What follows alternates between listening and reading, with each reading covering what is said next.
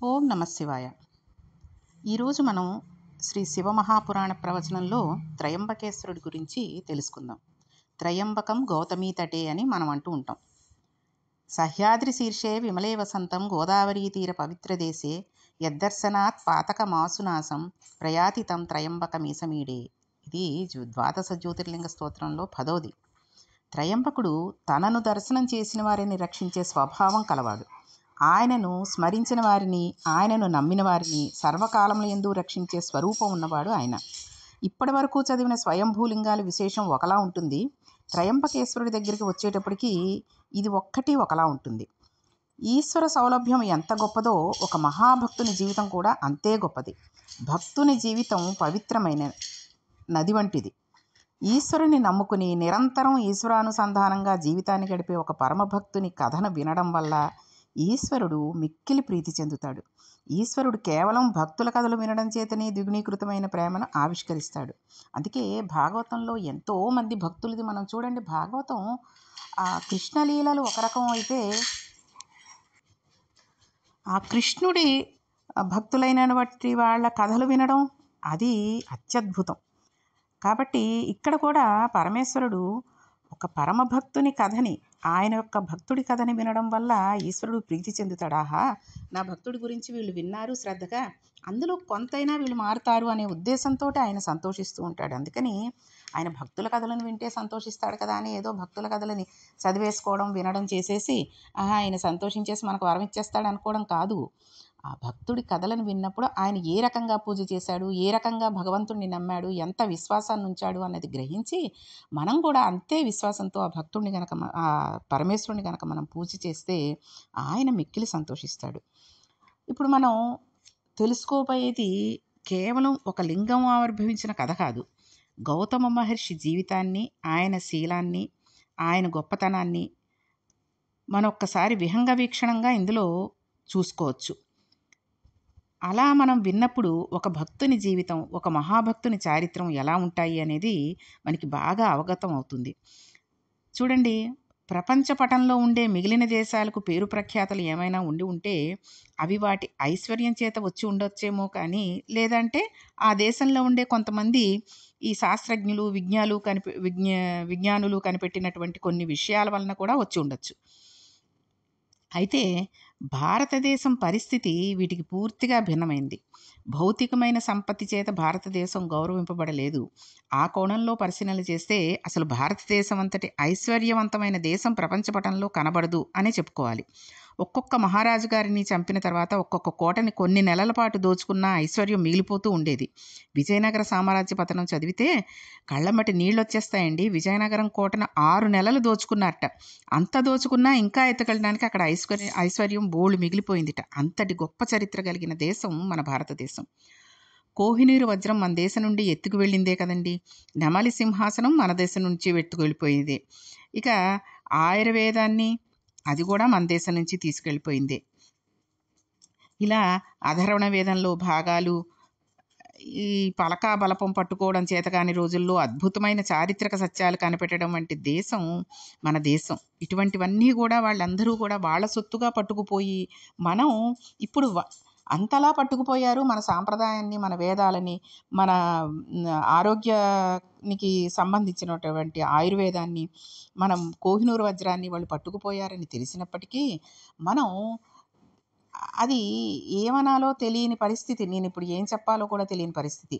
ఏంటంటే వాళ్ళనే మనం అనుసరిస్తూ, వాళ్ళని అనుకరిస్తూ, మన పిల్లలకి కూడా అలా అటువంటి వేషాలు వేసుకుంటూ ఆ భాషలు మాట్లాడుతూ ఉంటే ఎంతో ఆనందపడిపోయి ఏదో ఫారెన్ నుంచి దిగొచ్చాడండి అన్నట్టుగా ఉంటుందండి వీడి పద్ధతి అని గొప్పగా చెప్పుకుంటాం. అది ఎంత సిగ్గుచేటు అన్నది మనకు తెలియట్లేదు. అది కొంతమందికే తెలుస్తుంది. కాబట్టి మన మన సాంప్రదాయాలు, మన పద్ధతులు అంటే ఏంటంటే ప్రతి ఒక్కళ్ళు పంచకట్టుకుని చీర కట్టేసుకుని ఉండాలా అంటే పద్ధతులు కొన్ని ఉంటాయండి. చిరిగిపోయిన ప్యాంట్లు వేసేసుకుని ఆడ మగ తేడా లేకుండా వెళ్ళిపోవడం, ఆ టీషర్ట్లు కూడా పైన ఏమీ ఆచ్ఛాదనం లేకుండా ఆ డ్రెస్సులు ఆడవాళ్ళు వేసేసుకుని వెళ్ళిపోవడం, ఇటువంటివి కనీసం గుళ్ళలోకి కూడా అలాగే వచ్చేస్తున్నారు. ఈ కార్తీక మాసంలో ఏం చేస్తూ ఉంటారంటే గోదావరికి వెళ్ళి స్నానాలు చేసేసి వచ్చేస్తూ ఉంటామండి.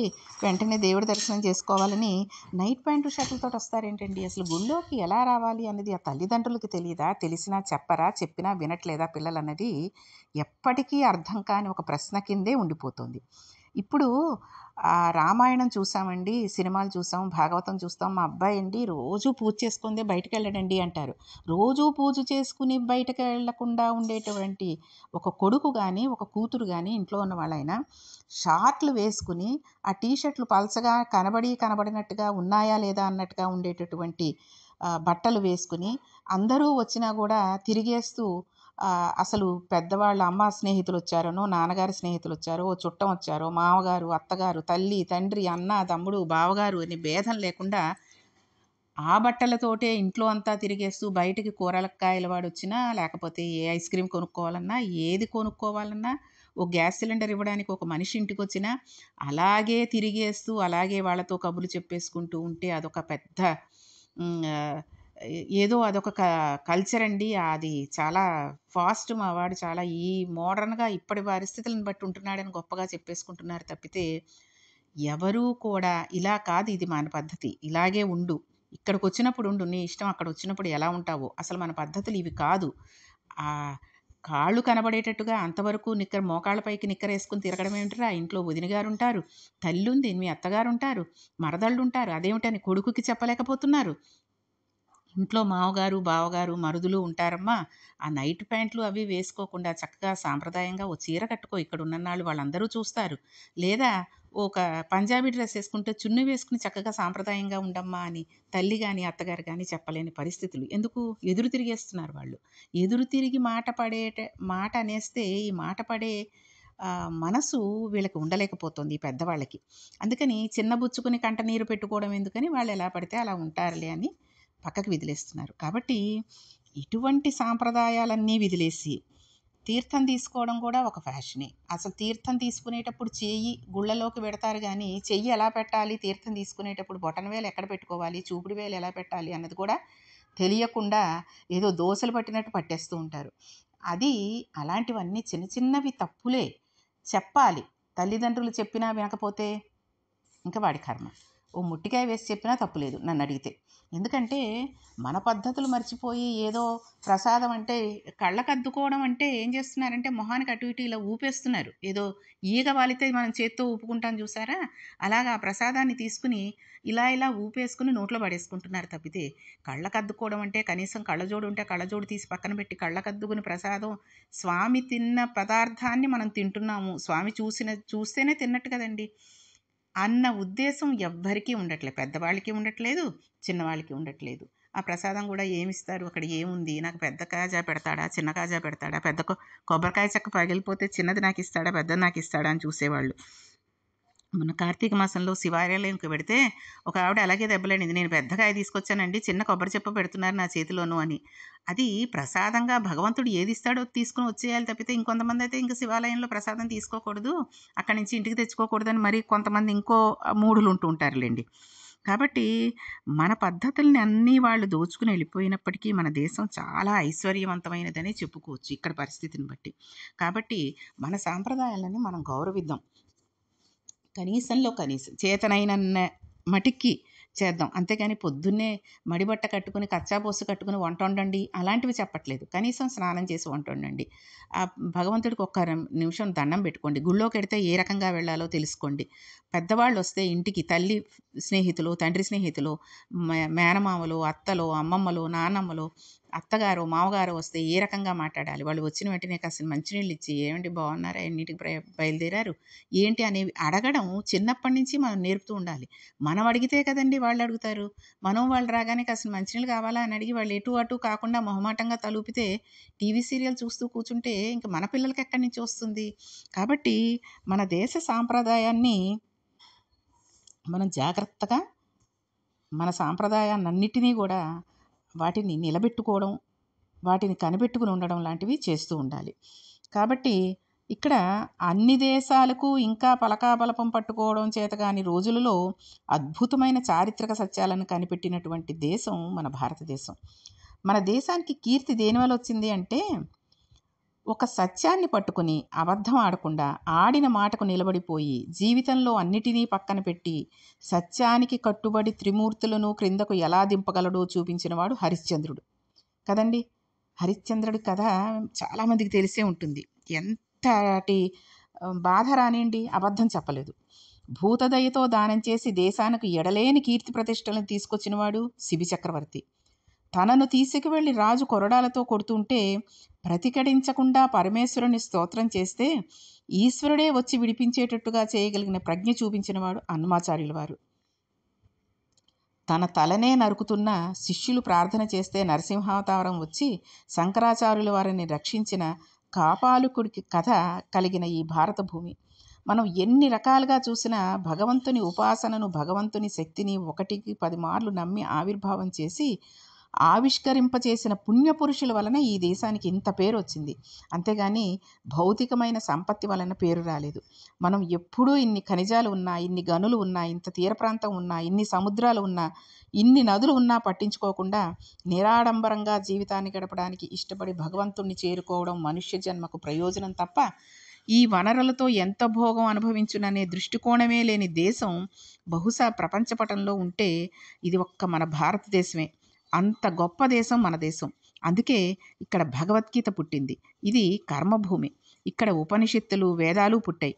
క్రైస్తవ మతాధిపతి అయిన పోప్ జాన్ పాల్ II భారతదేశంలోనే విమానం క్రిందకి దిగినప్పుడు నిచ్చెన మీద నుండి మెట్లు కిందకి దిగి భారతమాత మీద కాలు పెట్టకుండా మోకాళ్ళ మీద వంగి ఈ దేశపు నేలను ముద్దు పెట్టుకుని భగవద్గీత, వేదములు, ఉపనిషత్తములు పుట్టిన చోట లెక్క పెట్టడానికి వీలు లేనంతమంది మహాపురుషులు పుట్టి నాదోపాసనతో, వేదోపాసనతో, భక్త్యోపాసనతో, కర్మోపాసనతో ఈశ్వరుని 1కి 10 మార్లు సాక్షాత్కరింపచేసిన భూమిని నా పాదంతో తాగడానికి నా మనస్సు ఒప్పలేదు, నాకు అర్హత లేదు, అందుకని ముద్దాడి దిగుతున్నానని కాలు పెట్టాడు. ఈ జాతి ప్రతిష్ట ఎంత గొప్పదో మనం ఆలోచించాలి. అటువంటి జాతికి మనం వారసులం. అటువంటి పుణ్యభూమి మీద కాలు పెట్టి తిరుగాడుతున్న అదృష్టవంతులం. విశేషించి ఆంధ్రదేశంలో ఉన్నవాడు ఒక్క రాత్రి నిద్రపోతే శ్రీశైలం వెళ్ళిపోతాడు. ఒక్క రాత్రి రైల్లో పడుకుంటే తెల్లారేసరికి వెంకటాచలం వెళ్ళిపోతాడు. ఏ పుణ్యక్షేత్రానికైనా వెళ్ళగలడు. అనేక పుణ్యనదులలో త్రిలింగ దేశంలో మనం ఉంటున్నాం. మనంతటి భాగ్యవంతులు వేరొకరు ఉండరు. భౌతిక సంపత్తితో, అర్థం పర్థం లేని సుఖభావనతో, ఎప్పుడూ అనేక రకాలైన కామ సంబంధమైన విషయాలతో కొట్టుకుపోయే సంస్కృతి యందు పుట్టకుండా ప్రపంచపటంలో తెల్లవారి లేస్తే భగవన్మయంగా జీవితాన్ని గడిపే జీవనగడ్డ యందు మనం పుట్టేటట్టు అనుగ్రహించిన ఈశ్వరుడికి మనం ఎన్నో ప్రణామాలు చెయ్యాలి.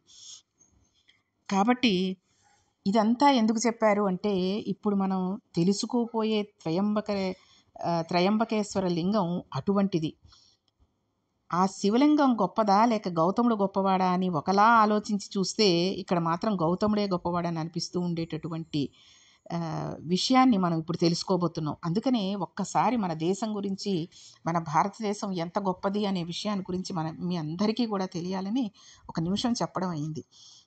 అంత ఉద్వేగంతో చెప్పిన నా మాటలు మీరందరూ కూడా విని అందులో కొంతలో కొంత మారతారేమో అని ఒక చిన్న ఆశ కూడా నాకు ఉందనుకోండి. కాబట్టి ఇక్కడ మిగిలిన లింగాల దగ్గర ఒక లింగం కానీ 2 లింగాలు కానీ ఆవిర్భవించాయి, కానీ త్రయంబకం విషయంలో అలా కాదు.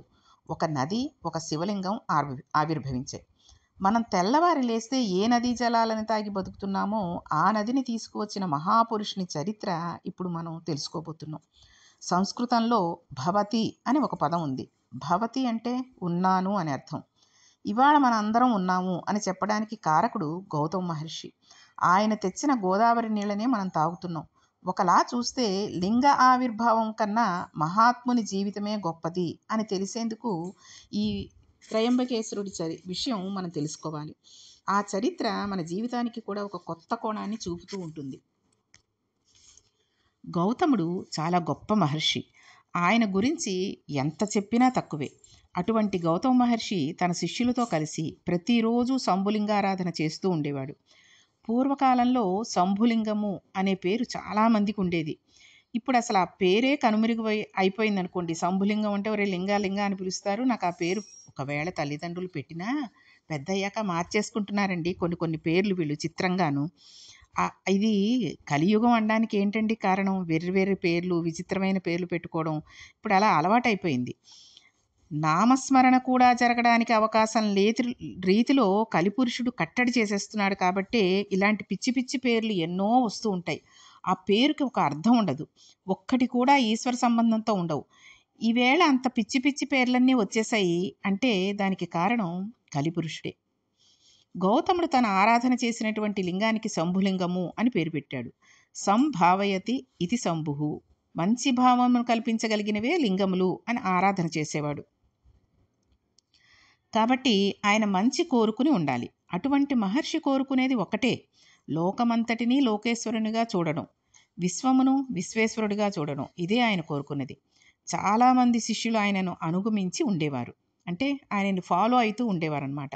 వాళ్ళందరికీ అనేకమైన శాస్త్రములను బోధ చేస్తూ బ్రహ్మగిరి అనే ఒక పర్వత శిఖర పాదం మూలం నుంచి ఆశ్రమాన్ని నిర్మాణం చేసుకుని ఆ శంభులింగారాధన చేస్తూ పరమ పవిత్రమైన యజ్ఞవేది యందు ఉన్న అగ్నిహోత్రం ఎంత పవిత్రమో అంత పవిత్రమైన జీవితాన్ని ఆయన గడుపుతున్నాడు. ఇలా నడుస్తూ ఉండగా కొంతకాలానికి అనావృష్టి వలన భయంకరమైన క్షామం వచ్చింది. క్షామం అంటే అంటే తినడానికి తిండి లేకపోవడం, కరువు వచ్చిందనమాట. వర్షాలు పడలేదు, ఎక్కడా నీరు లేదు. శాస్త్రంలో నీరు చాలా గొప్పది కదండి. నీరు లేకపోతే మొట్టమొదట పాడైపోయేది ధర్మం. నీరు లేకపోవడం వలన ధర్మం లోపించిపోతుంది. నీళ్లు ఈ లోకాన్ని, మనిషిని నిలబడుతుంది. కాబట్టి నీరు చాలా గొప్పది. అటువంటి నీరు భూమి మీద ఎందుకు సమృద్ధిగా దొరకదు? దీనికి లింగపురాణం సమాధానం చెప్పింది. సంజీవనం స్తమస్తస్య జగత్తస్య లీలాత్మిక భవయిత్యుత్తే మూర్తి భవస్య పరమాత్మనః. భవ అంటే బతికించువాడు. నీటి రూపంలో ఉండి ఆయన అన్ని జీవులను బతికిస్తాడు. ఆయనకి ఆగ్రహం కలిగిందంటే వర్షపు చుక్క కూడా పడదు. ఇప్పుడు నీళ్లను కొనుక్కుని తాగే రోజులు వచ్చాయంటే మనం ఎంత శివానుగ్రహానికి దూరం అయిపోతున్నామో ఒక్కసారి ఆలోచించండి. ఒకనాడు ఇలాగే లోకం శివానుగ్రహానికి దూరం అయిపోయింది. దానినే క్షామము అని పిలిచారు. దీనిని మనం త్రయంబకేశ్వర చరిత్రేందు చాలా గట్టిగా పట్టుకోవాలి, తెలుసుకోవాల్సిన విషయం.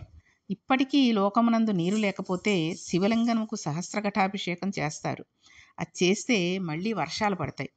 కాబట్టి లోకంలో నీరు లేదు, క్షామం వచ్చేసింది. ఎక్కడ చూసినా అనావృష్టి. ఇటువంటి పరిస్థితుల్లో ఒక్కొక్కడు ఎక్కడ నీరు దొరుకుతుందో అక్కడికి వెళ్ళిపోతున్నాడు. తనకి ఉన్న సంపదనంతా వదిలేస్తున్నాడు. అన్నిటినీ వదిలేసి గుక్కటి నీళ్లు దొరికే చోటకు వెళ్ళిపోతున్నాడు. భయంకరమైన అనావృష్టి చేత లోకం బాధపడుతోంది. ఇటువంటి అపారమైన బాధ చేత లోకంలో ఉన్నవాళ్ళు అందరూ వెళ్ళిపోతున్నారు. దీనిని గౌతముడు చూశాడు. చూసి, అయ్యయ్యో ఇలా అయిందేమిటి, నేను ఎలాగైనా ఈ లోకబాధను తీర్చే ప్రయత్నం చేస్తాను అని అన్నాడు. అలా అన్న ఆయన ఏ రకంగా లోకానికి నీరుని అందించాడు, ఏ రకంగా ఆ క్షామాన్ని పోగొట్టాడు అనే విషయాన్ని రేపటి పారాయణంలో తెలుసుకుందాం. ఓం నమః పార్వతీపతియే. హర హర మహాదేవ. శంభో శంకర.